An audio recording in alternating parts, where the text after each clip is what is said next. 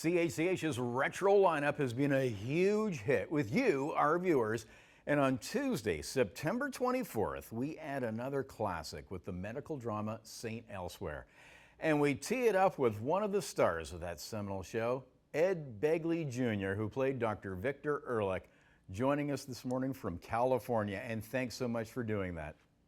Happy to be here, buddy. Thanks for having me. I've been looking forward to our chat. First thing, I want to begin with the end of that series, the Snow Globe episode. I have always thought that was the most brilliant ending to any episodic series, with the entire series in the mind of a child with autism and the message that sent out. People invested with all the characters, were upset that this was a figment of a child's imagination. Oh, what's your thoughts on that historic ending? It was certainly bold. You know, I thought it was an odd choice, but I certainly respect the writers. I did then and I do now. Still, Tom Fontana, so many of them went on to do other wonderful things. Bruce Paltrow and John Macias and Channing Gibson and Chick Egley, all of them were wonderful writers.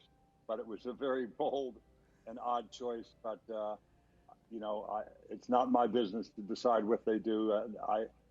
But I did think it was pretty odd.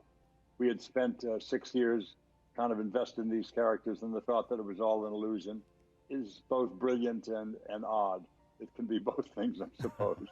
Yeah, well, this show certainly had its social conscience and tackled tough topics, from male rape to mercy killing, and of course Mark Harmon's character dying of AIDS. Was there one of those topics that perhaps went too far, or there was huge blowback?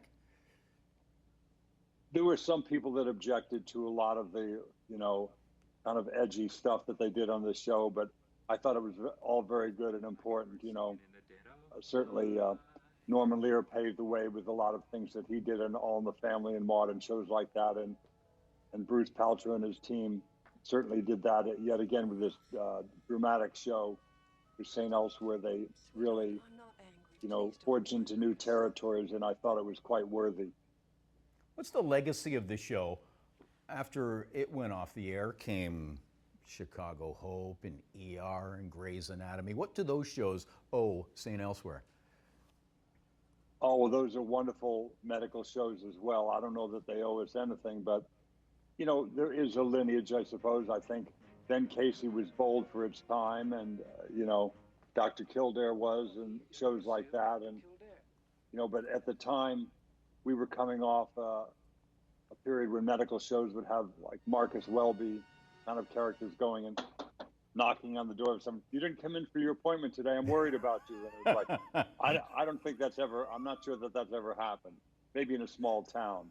Yeah. But there was some stuff that was very unusual. And they had a very gritty feel to the show of St. Elsewhere right from the beginning, much like what happens in real emergency rooms and operating rooms and at the nurse's station. So they did something I thought was quite unique, and it was a benchmark for its time. But yeah, certainly St. Elsewhere, it had that gritty, realistic feel to it. Now, your character was it represented the show well because it was a medical drama with lots of comedy, and your character handled both. What was your favorite part?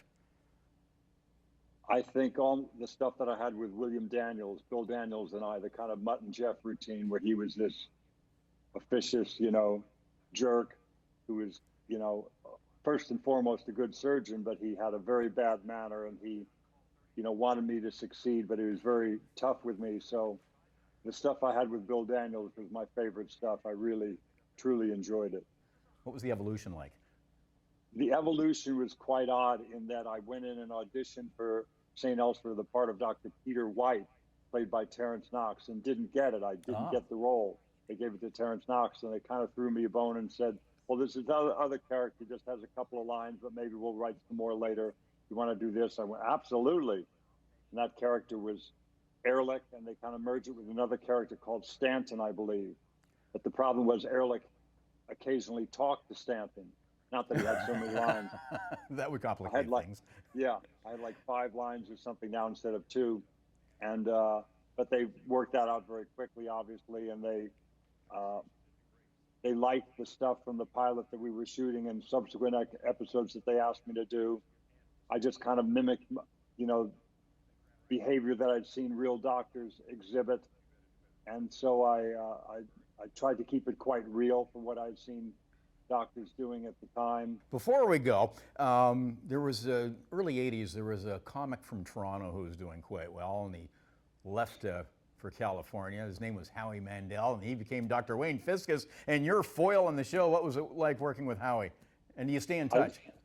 We do stay in touch. I said my favorite character to work with was Bill Daniels. That's correct. My next favorite was Howie Mandel. They had us living together as roommates in a few episodes, and I just got along with Howie so well from the very beginning. He's a wonderful comedian, a wonderful friend, a wonderful actor, and I just love Howie and Terry, his wonderful wife. They're great Toronto people, and I adore them. Well, we've certainly enjoyed our chat this morning. We really appreciate you taking the time out, and we're looking forward to seeing you as Dr. Ehrlich this fall on CHCH. Thank you so much, Ed. Thank you for having me on.